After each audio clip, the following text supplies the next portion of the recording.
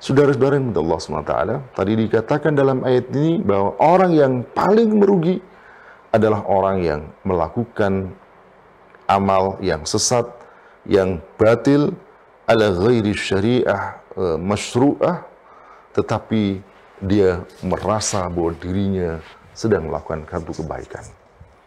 Dalam ayat itu yang menarik adalah mereka yang seperti itulah orang yang ingkar kepada ayat-ayat Allah dan hari akhir.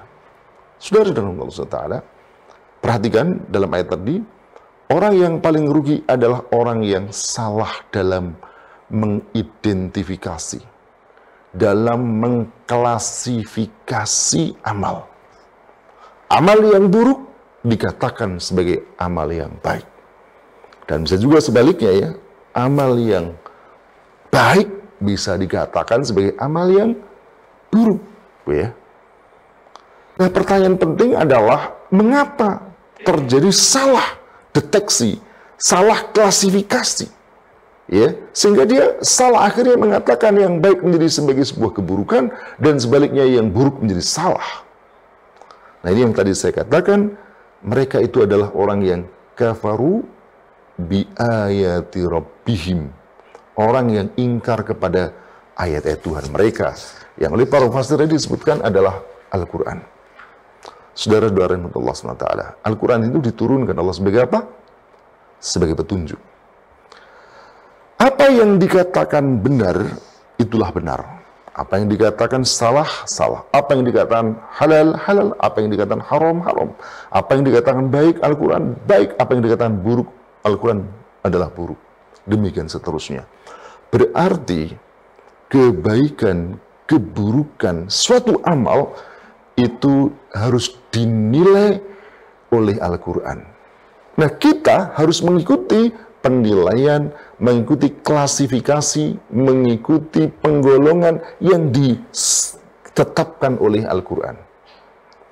Nah, ketika ada orang yang mengikuti penetapan, penilaian Al-Quran tentang sesuatu, maka dia berada dalam kebenaran. Jadi ketika Al-Quran menyebut riba itu sebagai sebuah perbuatan haram, wa halallahu al-bai'a wa harrama riba, lalu dia ikuti, maka dia pasti benar. Kenapa?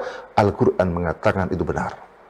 Ketika Allah SWT, ketika dalam Al-Quran Allah menyebut bahwa salat itu diperintahkan, aqimus salata wa atuz zakah, demikian juga walillahi wan nasi hajjul baiti, dan seterusnya, lalu dia akui benar, maka dia berada dalam kebenaran. Demikian juga ketika Al-Quran memerintahkan untuk hal-hal yang lainnya. Saudara-saudara Allah SWT, nah sekarang berarti yang dijadikan sebagai miqyasul a'mal, standar untuk menilai kebaikan, keburukan atas satu perbuatan adalah syariah. Ya. Nah, sekarang apa jadinya kalau ada orang yang mengingkari Al-Quran? Apa jadinya kalau dia mengingkari syariah? Maka dia pasti tidak akan menjadikan Al-Quran sebagai petunjuk. Dia tidak akan menjadikan Al-Quran sebagai standar. Dia tidak akan menjadikan Quran sebagai miqyasul amal. Dan oleh karena itu, dia pasti salah dalam mengklasifikasi amal. Kalau suatu saat benar, artinya apa yang dikatakan itu bersesuaian dengan Al-Quran, sebenarnya bukan kebenaran, tetapi itu sebatas kebetulan. Saudara-saudara yang dirahmati Allah Subhanahu wa taala. Oleh karena itu, maka ayat ini memberikan satu pelajaran penting bahwa perspektif kita untuk melihat kebaikan dan keburukan haruslah menggunakan Islam, menggunakan Quran, menggunakan syariah, dan bukan yang lain. Kalau kita gunakan kacamata yang lain, perspektif lain, standar yang lain, sudah pasti akan salah. Yang kedua, ayat mengatakan, ulaika alladziina kafaru bi ayati rabbihim wa liqa'ih, dan perjumpaan dengan Tuhannya, yang hari kiamat. Saudara-saudara yang menurut Allah SWT, kalau orang tidak meyakini hari kiamat, apa yang terjadi? Dia akan menilai baik dan buruk hanya perspektif duniawi. Dia hanya menggunakan perspektif materi. Maka dia akan mengatakan tadi, misalnya riba ini baik atau buruk hanya semata pertimbangan materi. Orang menyebut bahwa khamr itu baik atau buruk, maka berdasarkan materi. Orang menggunakan judi atau berdasarkan materi. Orang menyebut jihad baik atau buruk berdasarkan perspektif materi dunia. Orang menyebut bahwa khilafah baik dan buruk, maka perspektifnya duniawi, material. Maka orang ini akan bisa dipastikan salah. Karena apa? Karena justru yang paling penting adalah akhirat.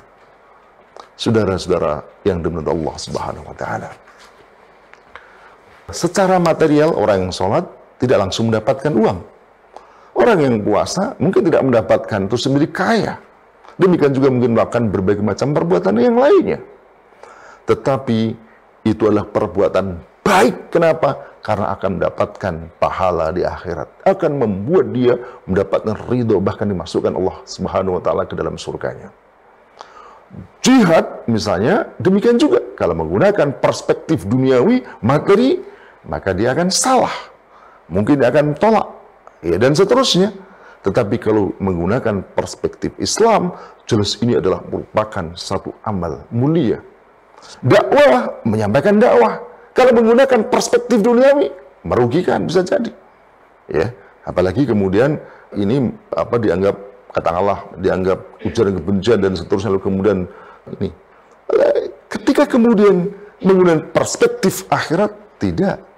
Ya, sekalipun manusia menganggap itu sebagai sebuah kriminal, tapi ketika Allah SWT menyebutkan itu sebagai sebuah kebaikan, maka adalah kebaikan. Perspektif yang benar adalah perspektif yang menggunakan tidak terbatas duniawi, justru yang penting adalah ukhrawi. Ayat ini memberikan pelajaran, begitulah caranya ketika kita melihat satu amal. Oleh karena itu, kalau kita lihat para sahabat dulu, mereka rela mengorbankan berbagai macam hal demi mendapatkan kebaikan mereka di akhirat.